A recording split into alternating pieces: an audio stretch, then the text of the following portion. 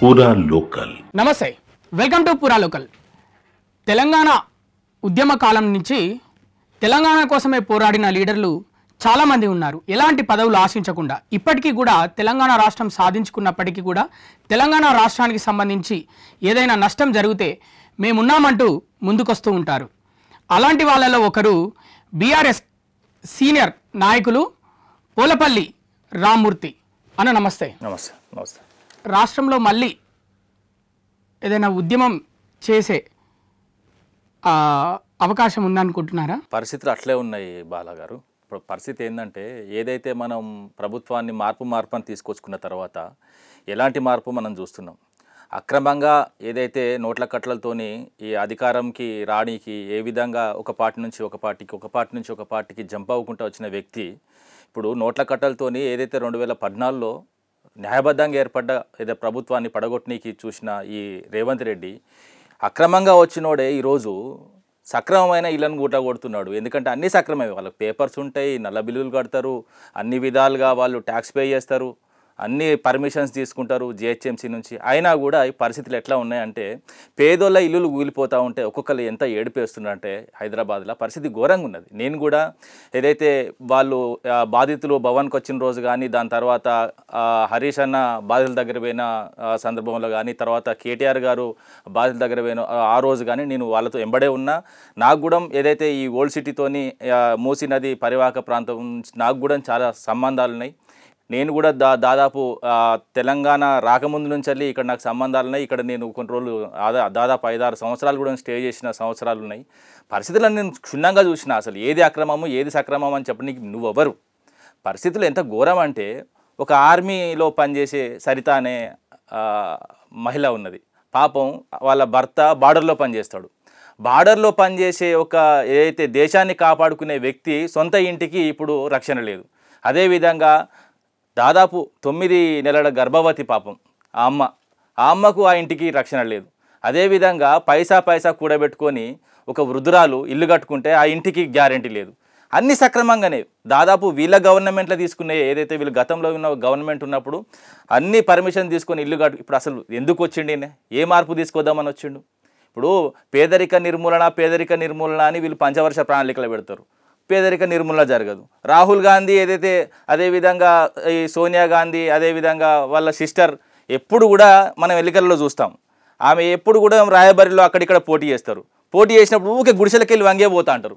మరి నాకు అర్థమవుతుంది, నేను చిన్న పంచాలు చూస్తున్నా, గుడిసెలకెళ్ళి వంగిపోతారు, మరి వీళ్ళు మాత్రం కారుల్లో తిరుగుతారు. మరి మొత్తం కాంగ్రెస్ నాయకులు, కాంగ్రెస్ ఏదైతే అధినాయకత్వం అనుకుంటూ వాళ్ళు కారుల్లో తిరుగుతున్నారు, బంగాలు పెరుగుతున్నాయి, కానీ పేదల దగ్గరనే ఉంటున్నారు. ఇంత పరిస్థితి. ఇప్పుడు గరీబీ హటావో గరీబో అంటావు, గరీబోంక హటావో అయిపోతుంది. ఇక్కడ ప్రజలను అంటే కూల్చేయట్లేదా? పెద్దవాళ్ళకు ఏం చేస్తున్నారంటే నోటీసులు ఇస్తున్నారు. ఇప్పుడు చెరువులు చూసుకుందాం, హిమాయత్ సాగర్లో మొత్తం వీళ్ళ నాయకులే ఉన్నారు. వాళ్ళకు నోటీసులు ఇస్తారు, వాళ్ళు కోర్టుకు పోతారు. కేటీఆర్ది అలాగే హరీష్ రావుది, సబితా ఇంద్రారెడ్డి ఫామ్ హౌస్లు కూడా 111 జీవోలని వీళ్ళ తమ్ముంది కూడా చెప్పట్లేదుగా. మరి వీళ్ళ తమ్ముంది ఉన్నది, కేవీపీ ఆయనది ఉన్నది, అదేవిధంగా పట్నం మహేందర్ రెడ్డిది ఉన్నది. మరి వాళ్ళ పేర్లు ఎందుకు చెప్తున్నారు? రేవంత్ రెడ్డి శుద్ధ పూసలాగా మాట్లాడుతున్నాడు. నిన్న నేను కౌంటర్ చూశాను. మీరు మొత్తం హైదరాబాద్ నేను మూసి వీళ్ళ అబ్బసొమ్మ లేకపోతే వీళ్ళ ముత్తాత కట్టిండా? మూసి ఎంబడి వీళ్ళు ఇప్పుడు ఇవి రాత్రి దిగిల్లా. వీళ్ళంతా మూసి ఎంబడి ఎవరు ఉంటారు? పేదవాళ్ళు ఉంటారు.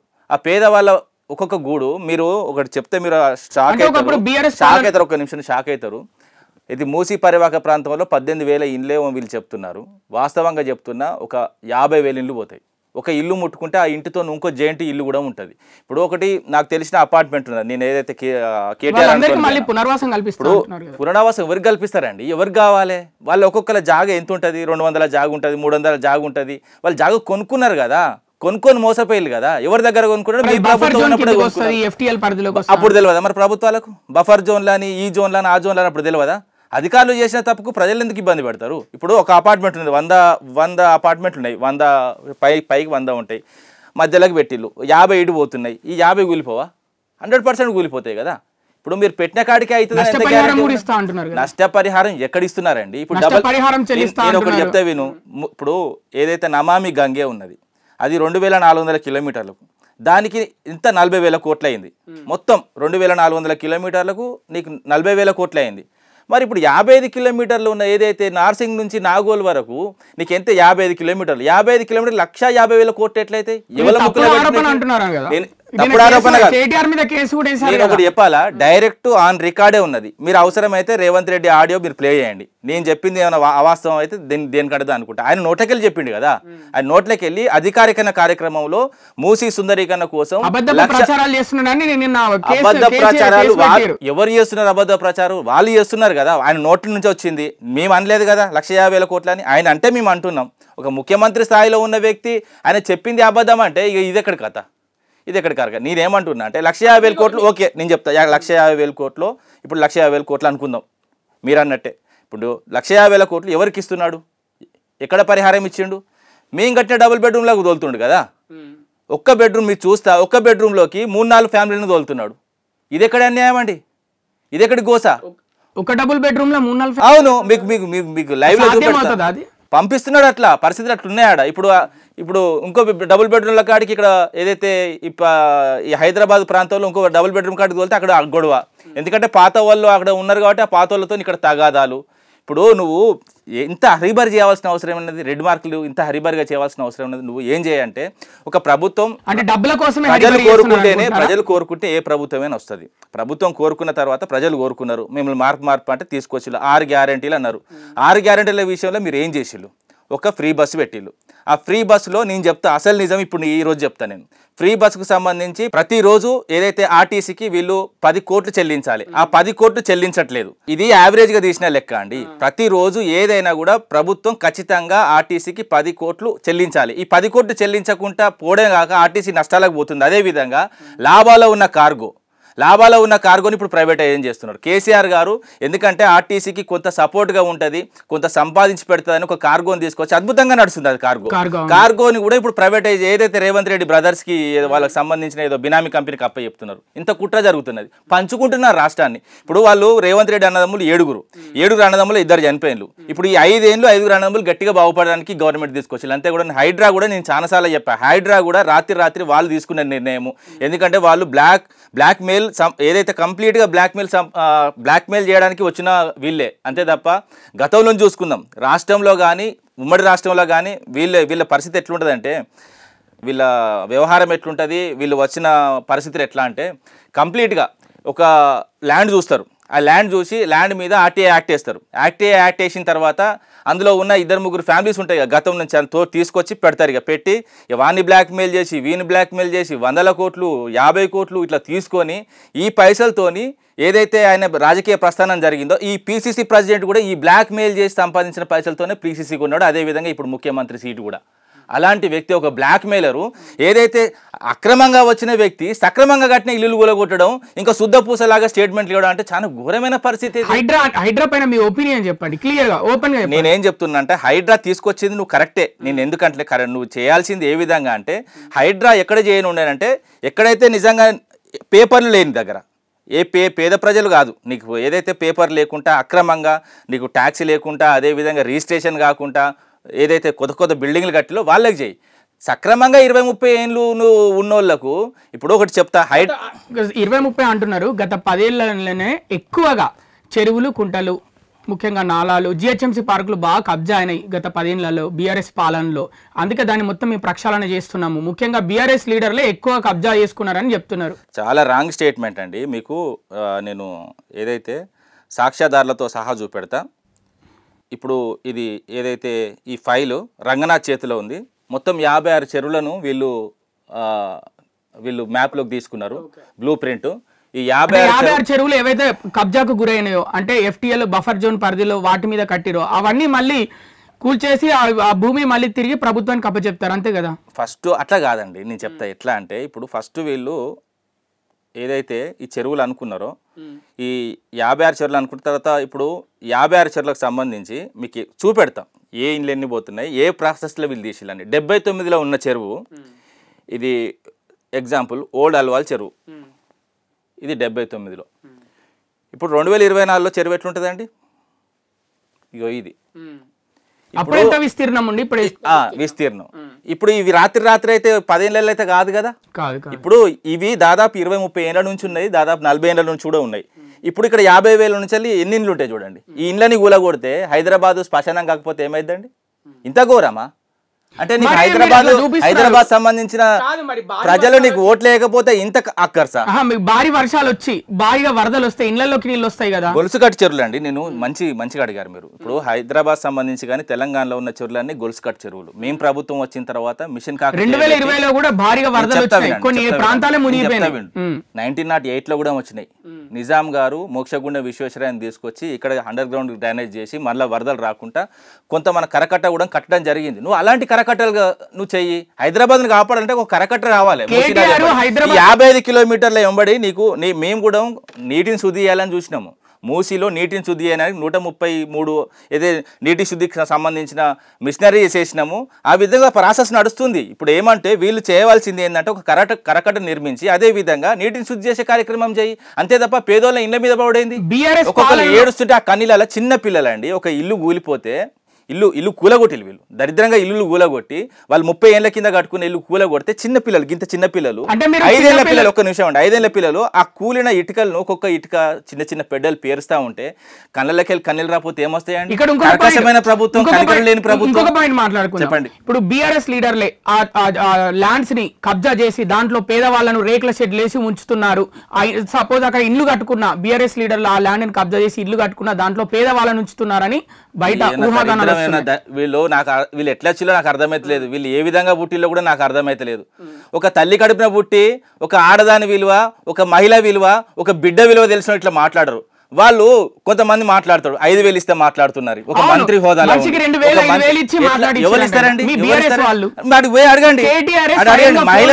మహిళలు ఎంత ఘోరంగా తిడుతున్నట్టు నేను పుట్టినప్పటి నుంచి చాలా మంది ముఖ్యమంత్రులను చూసిన. ఏ ముఖ్యమంత్రి ఇంత దరిద్రంగా ఇంత గలీజ్గా ఎవరైనా తిట్టలేదు. ఎందుకు తిడతారండి ప్రజలు? ఎవరు నేర్పిస్తారండి? అంటున్నారు. ఇల్లు కూలిపోతే నువ్వు తిట్టవా? ఇప్పుడు అన్నాడు అన్ని ఇల్లు కూలిపోతే అన్న తిట్టాడా? ఇప్పుడు 20-30 ఏళ్ళ నుంచి నా సెంటిమెంట్ ఉంటుంది, నా తాతలు ఉంటారు, నా ముత్తాతలు ఉంటారు, నా ఫ్యామిలీ ఉంటుంది. ఒక్కటిసారి నా ఇల్లు నీ ఇల్లు కూలితే నీ నోట్లకెళ్ళి ఏమొస్తాయి? తిట్లు రాకపోతే ఏమొస్తాయి? తెలంగాణ అన్నది అదే. తెలంగాణలో ఎవ్వరం కూడా ఎక్కడ కూడా మంచి ప్రశాంతంగా ఉంటే ప్రశాంతంగా ఉంటారు. డిస్టర్బ్ చేస్తే 100% ఉద్యమం చేస్తారు. వాళ్ళు స్వచ్ఛందంగా ఉద్యమం చేస్తారు. వాళ్ళు ఏదైతే వాళ్ళ ఇల్లు కూలిపోతుందంటే వాళ్ళు వచ్చి భవన్కి వచ్చి చెప్పుకుంటే బాధ. హరీష్ అన్న వెళ్ళడం జరిగింది అంతే తప్ప ఇప్పుడు పరిస్థితులు మేము అక్కడికి వెళ్ళాం. ఆడ వాళ్ళు నివాసం ఉండే స్థానానికి వెళ్ళాం. ఆ నివాసం ఉండే ఏదైతే ఆ నివాసం ఉండే ప్లేస్లో ఎవరైతే బాధితులను మేము డైరెక్ట్ అడిగిన బాధితులు డైరెక్ట్ వాళ్ళు గోడు వెళ్ళబుచ్చుకుంటున్నారు కదా. ఇప్పుడు ఆడికి వచ్చింది ఎవరు? బాధితుల్లో కొంతమందికి కావాలి. చాలా రాంగ్. నేను ఒకటి చెప్తానండి, వీళ్ళు చెప్పేది కరెక్ట్ కాదు. ఇంకా కూడా వాళ్ళు అదే క్రమంలో ఉంటే చెప్పు దెబ్బలు పడతారు. ఇంకోటి చెప్తా, ఏం జరుగుతుందని కూడా చెప్తా. బంగ్లాదేశ్లో హసీనాకు జరిగిన ఖచ్చితంగా ఈ రేవంత్ రెడ్డి కూడా జరుగుతుంది. ఆయన ఇంటి మీదకి మొత్తం హైదరాబాద్ అంతా తరలిపోతారు. ఇంకా ప్రజలను తప్పు చేసిందే కాక వాళ్ళని ఏడిపించిందే కాక వాళ్ళ సెంటిమెంట్లను ఇంకా అగౌరవపరుస్తూ ఈ విధంగా మాట్లాడితే ఇంకా ప్రజలు రెచ్చిపోతే ఏం పడతారండి? ఇప్పుడు రెచ్చిపోతే కూడా దాని వెనుక ఎవరో ఉన్నారు అంటారు. ఇప్పుడు నువ్వు మాట్లాడే మాటలు తరీకా ఉండాలి. ఇప్పుడు శ్రీధర్ బాబు ఉన్నాడు, శ్రీధర్ బాబు వాళ్ళ ఫాదర్ చాలా డీసెంట్ పాపం. ఆయన కూడా అనుకున్నా గానీ గింత ఘోరంగా ముఖ్యమంత్రి పాదాల కింద పని చేసుకుంటే గింత ఘోరంగా మాట్లాడతాడని ఎన్నడూ అనుకోలేదు. హైదరాబాద్ మొత్తం రేవంత్ రెడ్డి ఇంటి మీదకి వెళ్ళి దాడి చేస్తారు, సేమ్ బంగ్లాదేశ్ లో ఎట్లా జరిగిందో షేక్ హసీనా పైన అంటున్నారు. ఒకసారి వినండి. ఇప్పుడు మూసీ నది పరివాహక ప్రాంతం ఎక్కడైతే పేదవాళ్ళకి కూలగొట్టిన వాళ్ళు మాత్రమే వెళ్తారు, కానీ హైదరాబాద్ మొత్తం ఎందుకు వెళ్తారు? నేను హైదరాబాద్ మొత్తం అనట్లేదు. మీకు అర్థమయ్యేది ఏంటంటే ఇప్పుడు ఏదైతే హైడ్రా ఉంది, హైడ్రా బాధితులు ఇండ్లు ఎన్ని పోతున్నాయి తెలుసా మీకు? ఐడియా ఉందా?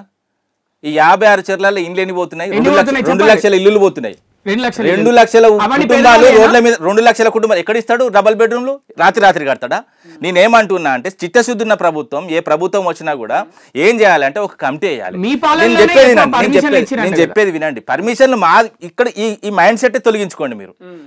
మీరు అవసరమైతే మీ ఛానల్ వాళ్ళు కూడా వెళ్ళి అక్కడ చూడండి. ఏదైతే వీళ్ళు ఇప్పుడు 56 చెర్లు 56 చెర్ల చుట్టూ మీరు వెళ్ళి ఎప్పుడు పర్మిషన్లు వచ్చినా చూడండి. 94, 95, 96, 2000 ఇట్లున్నాయి. నేను కూడా డైరెక్ట్ చూసిన ఒక్కొక్కల బాధలు నేను కూడా చూసిన.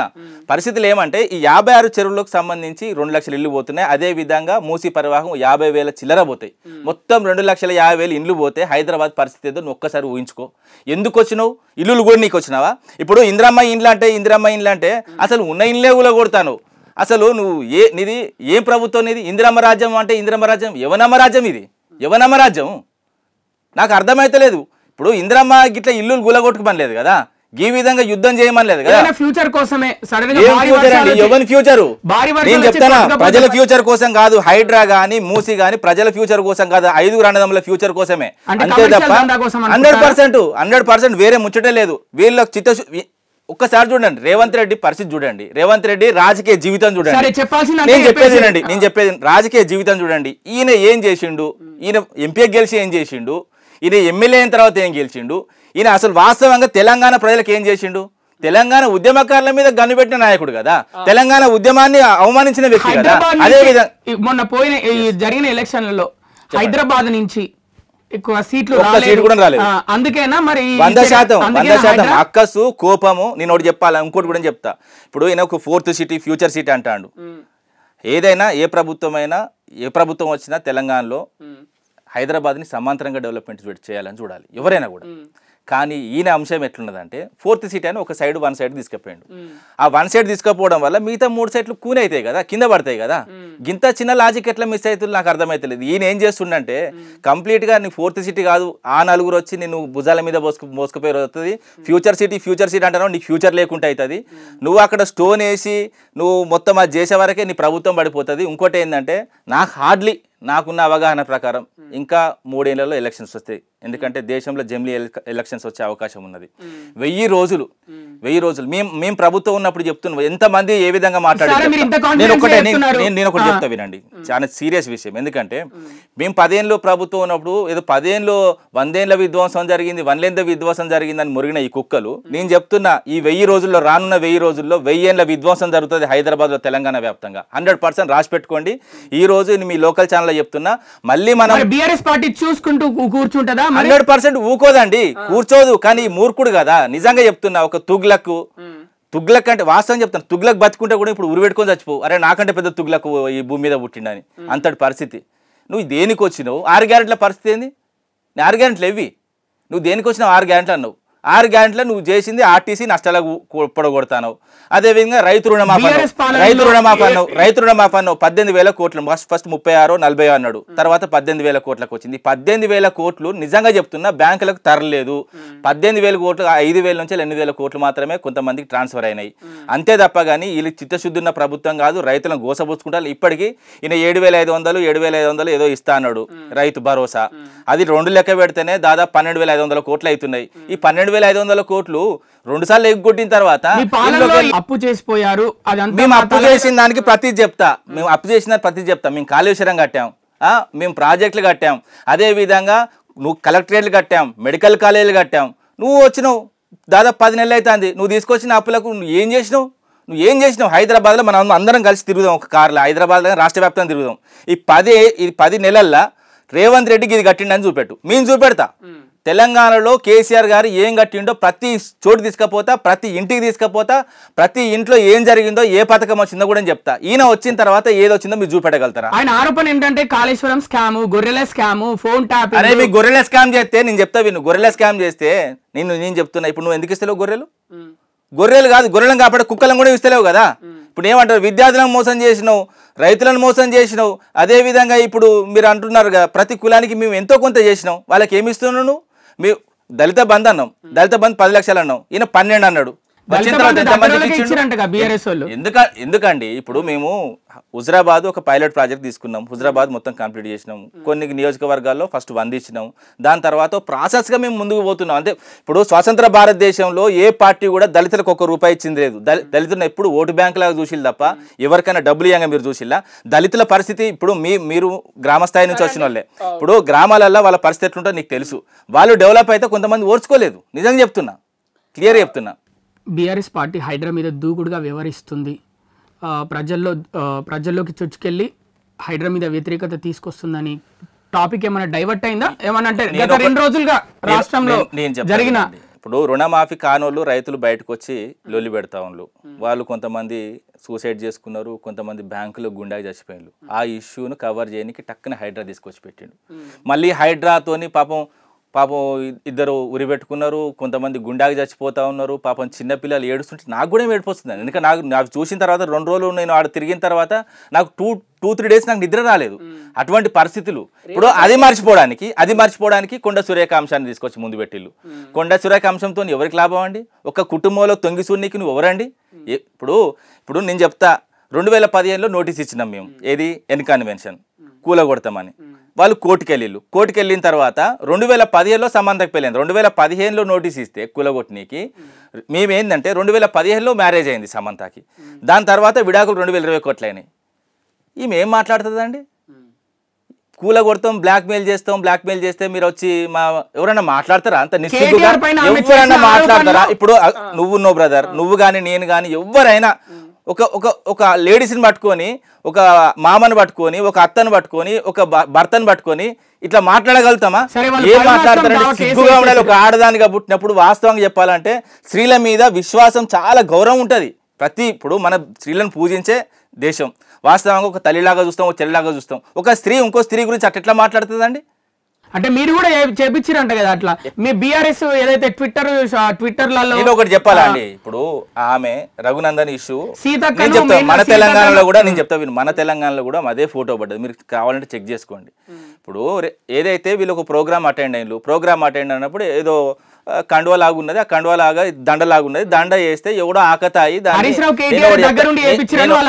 నేను ఒకటి చెప్తా వినండి, ఎవ్వరు చేయించారండి, ఎవరిది చేయించారు. ఒక మహిళను గౌరవించడం మాకు బీఆర్ఎస్ పార్టీ ఏ రోజు కూడా మహిళల విషయంలో మాట్లాడలేదు. కేటీఆర్ ముఖ్యంగా సీతక్కను, కొండ సురేఖను టార్గెట్ చేశాడు అని వాళ్ళు ఇద్దరు ఆరోపిస్తున్నారండి. ఎందుకు చేస్తారండి? వాళ్ళు ఏమైనా ముఖ్యమంత్రి? వాళ్ళు ఏమైనా డైరెక్ట్ గా ఏమన్నా వీళ్ళు చేయగలుగుతారా? ముఖ్యమంత్రి లేకుంటే వీళ్ళు ఏమైనా చేయగలుగుతారా అండి? కేటీఆర్ కి గౌరవమే లేదు అని ఎందుకు లేదండి? మహిళల మీద గౌరవం కేటీఆర్ గారికి ఎందుకు లేదు? మహిళలకు లేదే, మహిళలకు షీ టీంలు పెట్టినాము, మహిళల విషయంలో ఏదైతే కొత్త కంపెనీస్కి ఎంకరేజ్ చేసినాము, అదేవిధంగా ఉద్యోగ కల్పన చేసినాము. ఎన్ని విధాలుగా ప్రైవేట్ ఆర్గనైజేషన్ కేటీఆర్ గారు ఎన్ని విధాలుగా చేసిండు మహిళలకు. బస్సుల విషయంలో ఆడవాళ్ళు బ్రేక్ డాన్స్లు వేసుకోవచ్చు. అలాగే ఒక మహిళ వచ్చి కేటీఆర్ దగ్గరకు వచ్చి నాకు 3 ఆడపిల్లలు అంటే అయితే నేనేం చేయాలి అని కేటీఆర్ మాట్లాడిండు. మహిళలతోటి ఎట్లా మాట్లాడాలి తీసుకునే విధానం ఉంటుందండి. ఇప్పుడు కేటీఆర్ గారు మాట్లాడింది ఏంటంటే, 3 పిల్లలు పుట్టిన తర్వాత నేను ఇప్పుడు వచ్చి నాకు 3 పిల్లలు అంటే నేను ఏం చేయాలమ్మా అని దాన్ని అన్నాడు, అంతే తప్ప దాన్ని ఇప్పుడు అది ఏం చేయాలంటే ఆమె తర్వాత కంటిన్యూగా ఏమైనా చెప్పొచ్చు. దాన్ని మొత్తం మీరు వక్రీకరించి అట్లా చేసి ఇట్లా చేసిండు అట్లా అంటే కరెక్ట్ కాదు కదా. కేటీఆర్ గారు మహిళల విషయంలో ఎక్కడన్నా మీరు చూడండి, మీరు మాట్లాడలు ఇప్పుడు అటు కట్ చేస్తారు, ఇటు కట్ చేస్తారు, తోకలు కట్ చేస్తారు, చాలా దిక్కులో చూసినాం మనం చాలా విషయాలలో. కానీ పూర్తిగా అక్కడ ఏం జరిగింది, ఆ కుటుంబానికి కేసీఆర్ గారు ఏం చేసిళ్ళు, కేటీఆర్ గారు ఏం చేసిళ్ళు, హరీష్ రావు గారు ఏం చేసిళ్ళు. హరీష్ రావు గారు డైరెక్ట్ చెప్పిండు, మాకు సంబంధం లేదు, ఈ పార్టీకి సంబంధం లేదు, ఎవడో ఆకతాయి పెట్టిన పోస్టుకు వాళ్ళందరినీ బాధ్యత తీసుకోవడం. నేను ఒకటి అడుగుతున్నా, ఏ రోజన్నా బీఆర్ఎస్ కార్యాలయం మీద ఎవరన్నా వచ్చి దాడి చేసిల్లా? చేయలేదు. మేము పోయి ఏ పార్టీ మీద దాడి చేసినామా? ఏ పార్టీ ఆఫీస్ మీద? ఈ రోజు ఎందుకు జరుగుతున్నాయండి? ఈ రోజు ఎందుకు వస్తున్నారు మా మీదకి? మీరు అవసరమైతే మా మీద కేసులు పెట్టాలి, న్యాయపరమైన చర్యలు తీసుకోవాలి. కానీ దాడులు చేసేది కేటీఆర్ గారు రోడ్డు మీద చాలా సీరియస్ గా తీసుకున్నారు. నేను కేటీఆర్ మీద మాత్రం ఖచ్చితంగా ఈ విషయంలో నేను తగ్గేదే లేదు, కేటీఆర్ అంతు తేలుస్తాను అంటున్నారు. ఏం చేసిండండి కేటీఆర్? ఏం చేసిండు? మీకు పదవులు ఇవ్వడం, మిమ్మల్ని మంత్రులు చేయడం, మిమ్మల్ని ఎమ్మెల్యే చేయడం తప్ప. మీకు చెప్తా వినండి, కొండ సురేఖకు ఎంత గౌరవం ఇచ్చాం అంత గౌరవం ఇచ్చాం, ఆమెకి ఎంత చేయాలో అంత చేసినాం. ఆమె ఏడున్నా గింతే అండి, డిసిప్లిన్ లేదు. ఇప్పుడు కూడా చూడండి, ఒక మహిళ మీద మాట్లాడిన తర్వాత కూడా ఇంకా వెనకేసుకు రాకపోవడం, బాధపడకపోవడం, ఏదో మీడియా ముందుకు వచ్చి మీకు ఏదో ఇబ్బంది కలిగితే సారీ అంటే అయిపోతుందా? అది ఎంత పెద్ద మాట. ఎన్ని కుటుంబాలు ఇబ్బంది పడతాయి ఆ మాటతోని. ఇటు నాగార్జున కుటుంబం, అటు సమంత కుటుంబం, ఇప్పుడు కొత్తగా వచ్చే ఏదైతే నాగ చైతన్య చేసుకున్న ఆ కుటుంబం, ఎన్ని కుటుంబాలు బాధపడతాయి. అంటే ఇప్పుడు నీది కూడా ఒక కుటుంబం ఉన్నది కదా. ఇప్పుడు నిన్న ఒక చూశాను, కేటీఆర్ ఏదైతే కేసీఆర్ను గొంతు పిసికి చంపొచ్చు. అవును, కేసీఆర్ ఎందుకు రావట్లేదు బయటికి? కేసీఆర్ గారు ఏం చెప్పిండండి, నాకు తెలంగాణ తెచ్చిన పేరే పెద్ద పేరు, మీరు ఏదైతే మీరు ఆగమైతే గోసపడతారు, ఇబ్బంది పడతారు, చూసి ఓటేయండి, నాదేమున్నది, ఓడిపోతే ఫామ్ హౌస్లో ఉంటా, వ్యవసాయం చేసుకుంటా, ఫామ్ హౌస్లో ఉంటా, వ్యవసాయం చేసుకుంటా. నేను ఎందుకంటే ప్రజలు ఇప్పుడు తీర్పిచ్చిళ్ళు, మార్పు అని తీసుకొచ్చిళ్ళు, ప్రభుత్వం 5 ఏళ్ళు ఇప్పుడు వాళ్ళు ఉండాలి, వాళ్ళు చెయ్యాలి. ప్రతిదానికి కేసీఆర్ ఎందుకండి? ఇప్పుడు ప్రభుత్వం ఉన్నప్పుడు 10 ఏళ్ళు పరిపాలన బ్రహ్మాండంగా చేసిండు. చేసిన తర్వాత ఏది కూలిపోయినా ఏది కాలిపోయినా కేసీఆర్ ఇప్పుడు ఖమ్మం ఉంది, పదేళ్ళు ఖమ్మం ఉంది, బ్రహ్మాండంగా ఖమ్మం చెప్తా నేను చెప్తా. దానికి కూడా చాలా యూట్యూబ్ ఛానళ్ళు కథా కార్ఖానా అవన్నీ ఉన్నాయి. కానీ ఇప్పుడు ఏంటంటే ఖమ్మం ఉంది, ఖమ్మంలో వరదలు వచ్చినాయి. ఖమ్మంలో వరదలు వస్తున్నట్టు ప్రతిపక్షం ఫస్ట్ పోవాలన్నట. ఎక్కడైనా మెదడున్న వ్యక్తులు మాట్లాడతారా అండి ఇది? నువ్వు ప్రభుత్వం దేనికి వచ్చినావు? నీకు బర్త్డేలకు పోనీకి, మంత్రుల బర్త్డేలకు పోనీకి, ఎమ్మెల్యేలకు, కార్యకర్తలకు నీకు హెలికాప్టర్లు దొరుకుతాయి.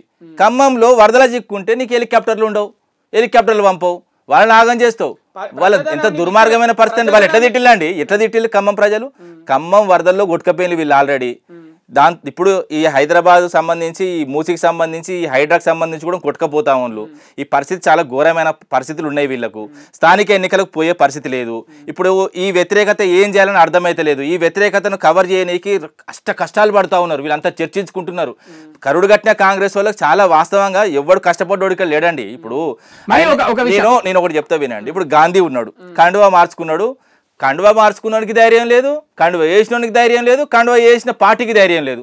ధైర్యం లేని మనుషులు పరిపాలనలు ఉన్నారు. ఏమన్నా ఉంటే నువ్వు ధైర్యంగా నువ్వు పోతే పోయినా అని చెప్పు. ఇప్పుడు మళ్ళీ పోతావు, సిఎల్పి మీటింగ్లో అటెండ్ అవుతావు. ఎంత ఘోరం అండి ఇప్పుడు పరిస్థితులు. అంత ఇప్పుడు వాళ్ళు ఏది చేసినా దాచుకొని చేద్దామని ఇప్పటికీ బీఆర్ఎస్ లోనే ఉన్నా అంటున్నాడు. సిఎల్పి మీటింగ్ లో పోయిండు కదా మొన్న, వాళ్ళ మీటింగ్ సిఎల్పి మీటింగ్ పోయిండు, కూర్చున్నాడు. కాంగ్రెస్ వాళ్ళు అంటున్నారు బీఆర్ఎస్ వాళ్ళు కొట్టుకొని కాంగ్రెస్ మీదకి వస్తున్నారు అని వాళ్ళు ఆరోపిస్తున్నారు. ఇప్పటికీ ఒకటి చెప్తా వినండి, సింపుల్ ఎగ్జాంపుల్ చెప్తా. ఇప్పుడు కౌశిక్ రెడ్డి చెప్తా వినండి. కౌశిక్ రెడ్డి మా పార్టీలో ఉన్నాడని స్టేట్మెంట్ ఇచ్చిండు కదా. సరే మీ ఇంటికి నువ్వు వస్తావా, మా ఇంటికి నేను వస్తాను, మీ ఇంటి మీద జెండా ఏదో ఇద్దరం కలిసి కేసీఆర్ దగ్గర పోదాం, భవన్లో మీటింగ్ పెడతా అన్నారు. మరి కాంగ్రెస్ వాళ్ళు ఎందుకు వచ్చిందండి? కాంగ్రెస్ మూకలు ఎందుకు వచ్చినాయి? వాళ్ళ ఇంటి మీదకి వచ్చి దాడి అంతే కదా. ఇప్పుడు మేము పిలిచింది ఒకరిని, గాంధీని పిలిచినాం, గాంధీ రావాలి, గాంధీ అనుచరులు రావాలి. కాంగ్రెస్ వాళ్ళు ఎందుకు? గాంధీ పేరు పెట్టుకున్న వాళ్ళు గాంధీలు గారండి, ఆయన గాడ్సే. నేను చెప్తున్నా కదా, ఆయన వ్యవహార శైలి, ఆయన మాట తీరు, ఆయన సిచ్యువేషన్, ఆయన గాంధీ పేరు పెట్టుకున్నంత 100% అంతే కదా, క్లియర్ గా అంతే. రేపు కూడా అంతే, కాంగ్రెస్ అట్లే వాడుకుంటారు. ఇప్పుడు వీళ్ళు, నేను పుట్టుపూర్వం కూడా చెప్తా ఈ నాయకుల పరిస్థితి. టీడీపీ పుట్టిన తర్వాత కాంగ్రెస్ నుంచి టీడీపీకి వచ్చిళ్ళు, టీడీపీలో బాగా సంపాదించుకున్నారు. టీడీపీలో సంపాదించుకున్న తర్వాత మళ్ళీ కాంగ్రెస్లోకి వచ్చిళ్ళు, కాంగ్రెస్ నుంచి మళ్ళీ టీఆర్ఎస్ పుట్టాకనే టీఆర్ఎస్లోకి వచ్చిళ్ళు, టీఆర్ఎస్ నుంచి వెళ్ళి మళ్ళీ ఇప్పుడు కాంగ్రెస్లో వేయిండ్లు. వీళ్ళు ఏదైతే ఈ వలసవాదులతోని అక్కడ ఉన్న నాయకులకు, ఆడ ఉన్న కార్యకర్తలకు నష్టం జరుగుతుంది తప్ప వాళ్ళు బాగుపడుతున్నారు. వాళ్ళు సంపాదించుకున్న సంపాదనకు వాళ్ళ పార్టీలు మారే, వాళ్ళ కుటుంబాలకు ఉపయోగం, ప్రజలకు కాదు. వాళ్ళ కుటుంబాలకు ఉపయోగం, వాళ్ళ ఆస్తులకు ఉపయోగం, వాళ్ళ ఆస్తులు కాపాడుకోనికి, అదే విధంగా వాళ్ళు రాజకీయ లబ్ధి పొందడానికి పార్టీలు మారుకుంటూ వస్తున్నారు. వాళ్ళు చూడండి, మీరు మొత్తం లీడర్ల పరిస్థితి చూడండి. ఎవరైతే తరలిపోతున్నారో ఆ తరలిపోతున్న వాళ్ళ ఆస్తుల మీద ఒకసారి ఎంక్వైరీ చేయండి. బీఆర్ఎస్ అనే పేరు పెట్టుకున్నాక, భారతీయ రాష్ట్ర సమితి అని ఒక పేరు పెట్టుకున్నాక పార్లమెంట్ ఎలక్షన్స్ లో ఒక్క సీటు రాకపోవడానికి కారణం ఏంటి? నేనేం చెప్తున్నా అంటే, మాకే కాదండి, దేశవ్యాప్తంగా ఏదైతే బీజేపీ పార్టీకి కూడా 13 రాష్ట్రాల్లో సున్నాలు రావడం జరిగింది. అదే విధంగా వీళ్ళకి కూడా రావడం, కాంగ్రెస్ వాళ్ళకు కూడా, వాళ్ళ కూటమి కూడా రావడం జరిగింది. సున్నాలు వచ్చినంత మాత్రాన ఇప్పుడు మొన్న కూడా మోడీ గారు చెప్పారు, ఏదైతే పార్లమెంట్లో జీరో ఆయతో హీరో కోన్ బనా అన్నాడు. ఇప్పుడు మేము కూడా అంతే, మేము హీరోలం. ఎప్పుడు తెలంగాణ ప్రజల గుండెల్లో మేము హీరోలం అంతే తప్ప సున్నాలు వచ్చినా ఏమొచ్చినా కొన్ని స్థానాలు ఇప్పుడు ఏంటంటే, ఇప్పుడు సెంట్రల్ ఎలక్షన్స్ అండి, అవి రాహుల్ గాంధీ మోడీ అని అనుకున్నారు. రాహుల్ గాంధీ ఇంకా మెచ్యూరిటీ లెవెల్స్ ఇంకా కావాలనుకున్నారు జనాలు. ఇంకా ఆయన ప్రధానమంత్రి సూట్ కాదు అన్న ఉద్దేశంతో కొంతమంది ఇటేయడం జరిగింది బీజేపీకి, కొంతమంది ఇటేయడం జరిగింది. ఎందుకంటే మేము కేంద్రంలో అంత పరిస్థితులు ఇప్పుడు ఏంటంటే, ఇప్పుడు మేము ఏ పార్టీతో సంబంధం లేం కాబట్టి, ఇప్పుడు మీరు ఆంధ్రప్రదేశ్లో చూసుకోండి, ఆ పార్టీ అటన్న సపోర్ట్ ఉన్నది, ఇటన్న సపోర్ట్ ఉన్నది, అట్లా కొంతమంది గెలవడం జరిగింది. మేము కేంద్రంలో ఏ పార్టీకి సపోర్ట్ చేయలేదు. ఎందుకంటే మేము నెక్స్ట్ ఏదైతే ఇప్పుడు 1980లో పుట్టిన ఏదైతే బీజేపీ పార్టీ ఉన్నది, బీజేపీ పార్టీ కొట్టుకుంటూ దశాబ్దాల నుంచి వస్తేనే ఇప్పుడు అధికారంలోకి వచ్చింది. మేము ఇప్పుడు సెంట్రల్ పార్టీ పెట్టినాం. ఇప్పుడు నేను టీఆర్ఎస్ బీఆర్ఎస్ పుట్టుక గురించి చెప్తా. ప్రాంతానికి అన్యాయం జరిగితే పుట్టింది టీఆర్ఎస్ పార్టీ, దేశానికి అన్యాయం జరుగుతుంటే చూడలేక ఖచ్చితంగా ఏదైతే దేశంలో ఎంతో కొంత మార్పు తీసుకురావాలి. 100% చెప్తా వినండి. ఏ పార్టీలో కానీ, ఇప్పుడు కాంగ్రెస్ కానీ బీజేపీకి కానీ జాతీయ విధానం లేదు. మీరు చూసుకోండి, రాష్ట్రానికి తీరు ప్రవర్తిస్తారు వీళ్ళు. ఇప్పుడు మొన్న ఏదైతే ఇప్పుడు కాశ్మీర్ ఎన్నికలకు వీళ్ళది ఒక మేనిఫెస్టో చూస్తే మీరు షాక్ అవుతారు. అంత అక్కడ వరాలు ఇస్తారు. మరి మిగతా చోట్లు అంటే ఇప్పుడు వాళ్ళు 17 రాష్ట్రాల్లో ఉన్నారు. 17 రాష్ట్రాల్లో మరి వాళ్ళు ఎక్కడ కూడా ఇలాంటి చేయరే. ఎలక్షన్లు ఉన్నప్పుడే వచ్చి 2 కోట్ల ఉద్యోగాలు ఇస్తాం, 3 కోట్ల ఉద్యోగాలు ఇస్తాం, అయిపోయిన తర్వాత 10 మంది ఎమ్మెల్యేలు పార్టీ మారిన పరిస్థితి, ప్రభుత్వం ఉన్న పార్టీలోకి వెళ్ళిపోయారు. మరి వారి మీద ఏం యాక్షన్ తీసుకోబోతున్నారు? మేము ఆల్రెడీ లీగల్ గా కొట్లాడుతున్నాము, కోర్టు పరిధిలో ఉన్నది. ఖచ్చితంగా కోర్టు ఏదో ఒక నిర్ణయం తీసుకుంటే నిన్న కూడా వీళ్ళు స్టే చేయడానికి పోతే స్టే కూడా ఒప్పుకోలేదు హైకోర్టు. వీళ్ళకి ఎలాగూ ఖచ్చితంగా వీళ్ళు చేసిన తప్పులు వీళ్ళు చేసిన కార్యక్రమాలకు ఖచ్చితంగా శిక్ష పడుతుంది. నేనేందంటుంటే భారతదేశంలో పార్టీ ఫిరాయింపుల మీద చట్టం కూడా ఇంకా స్ట్రాంగ్ కావాలి. ఎందుకంటే ప్రజలు ఏ విశ్వాసంతోనైతే నిన్ను గెలిపిస్తారో ఆ విశ్వాసాన్ని కోల్పోయినప్పుడు వెంటనే రద్దు కావాలి. ఒక పార్టీ నుంచి ఒక జెండా మీద గెలిచిన వ్యక్తి ఇంకో జెండా పట్టుకోండి వెంటనే చేంజ్ కావాలి. అసలు వాస్తవంగా అక్కడనే కొలాప్స్ కావాలి. కానీ ఇది పరిస్థితులు ఏంటంటే ఇప్పుడు వీళ్ళు ఏదైతే న్యాయ వ్యవస్థలో ఉన్న చిన్న చిన్న లొసుకులను అడ్డం పెట్టుకొని వీళ్ళు రాజకీయ లబ్ధి పొందుతూ అదేవిధంగా వీళ్ళ కుటుంబాలను ఏదైతే తరతరాల నుంచి వీళ్ళ కుటుంబాల డెవలప్మెంట్ చేసుకుంటూ వస్తున్నారో ప్రజల ఆస్తులను ధ్వంసం చేస్తున్నారు, ప్రజలను ఇబ్బంది పెడుతున్నారు. పార్టీ ఫిరాయింపుల వల్ల పార్టీలకు అదేవిధంగా సమాజానికి చాలా డ్యామేజ్ జరుగుతుందండి. అటువంటి పరిస్థితులు ఉండవు. స్థానిక సంస్థల ఎన్నికలు చెప్పినట్టుగానే 2 నెలల్లో అట్లా వస్తే బీఆర్ఎస్ పార్టీ కార్యాచరణ ఏంటి, ఏ విధంగా పనిచేస్తుంది? ఖచ్చితంగా గతంలో మేమైతే పథకాలు ఇచ్చినామో ఇప్పుడు అదే పథకాలు అమలు అవుతున్నాయి. వీళ్ళు ఏ పథకాలను కూడా ఇంప్లిమెంట్ చేయలేదు, వీళ్ళు చేస్తా అన్నది చేయలేదు. వీళ్ళు 6 గ్యారెంటీలు ఉన్నారో 6 గ్యారెంటీలు కాదు కదా, రైతు ఏదైతే తెలంగాణ ప్రజల పంచప్రాణాలకే గ్యారెంటీ లేకుండా అయిపోయింది. ఇప్పుడు పరిస్థితులు ఏంటంటే అదే అంశం మీద మేము ఏదైతే ప్రజలకు తెలుసు, ఇప్పుడు తేటతెల్లం అయిపోయింది. మార్పు అనుకున్నారు, ఏ మార్పు అన్నదో ఇప్పుడు అర్థమైంది. ఇప్పుడు వాళ్ళ నాయకుల మార్పు కోసము, వాళ్ళ ఆస్తుల మార్పు కోసము, వాళ్ళ దోపిడీ వ్యవస్థను పెంచుకోవడానికి ఈ ప్రభుత్వం వచ్చిందన్నది క్లియర్గా అర్థమైంది. ఇప్పటికిప్పటికి ఎన్నికలు జరిపే పరిస్థితి కూడా వాస్తవంగా వాళ్ళ దగ్గర లేదు. వాళ్ళు కూడా చర్చించుకుంటున్నారు. ఎందుకంటే ఇప్పుడు పోతే ప్రజల ఆగ్రహానికి గురవుతాం, ప్రజలు మనకు ఓటేరన్న భావనలో ఉన్నారు. కాబట్టి వాళ్ళు ఒకవేళ పెట్టినా పెట్టకుండా ఏదైతే ఇప్పుడు ఈ తెలంగాణ సమాజం కానీ తెలంగాణ ప్రజలు కానీ చాలా తెలివితో ఉన్నారు. ఇప్పుడు వాస్తవంగా వాళ్ళు చేసిన ఏదైతే వాళ్ళు మార్పు కోసం తీసుకొచ్చిళ్ళు, కానీ వాళ్ళ మార్పు కోసం కాదు, అక్కడ కాంగ్రెస్ నాయకుల మార్పు కోసం అని వాళ్ళు తెలిసింది. కాబట్టి వాళ్ళు ఖచ్చితమైన మంచి నిర్ణయం తీసుకుంటారని భావిస్తున్నాను. తెలంగాణ తెచ్చిందే మన తెలంగాణ ప్రజల కోసం, మనందరి సంక్షేమం కోసం, నిధులు నియామకాల కోసం. నేను కనుక ఓడిపోతే హ్యాపీగా ఫామ్ హౌస్లో ఉంటా, వ్యవసాయం చేసుకుంటా. ఎందుకంటే నా అవసరం మీకు లేదని మీరు భావించారు కాబట్టి అది మీ ఇష్టం అని అప్పుడే చెప్పారు ఎలక్షన్స్ ముందు. దాని తగ్గట్టుగానే కేసీఆర్ గారు ఫామ్ హౌస్లోనే ఉంటున్నారు, ఆయన వ్యవసాయం ఆయన చేసుకుంటున్నారు అని చెప్తున్నారు బీఆర్ఎస్ లీడర్ రామ్మూర్తి గారు. థ్యాంక్ యూ అండి. మా స్టూడియోకి వచ్చి ఇప్పుడు ప్రస్తుతం ప్రభుత్వం చేస్తున్న ఈ సంక్షేమం పైన మీ అభిప్రాయాలు చెప్పినందుకు. ధన్యవాదాలు. ఓకే, థ్యాంక్ యూ అండి.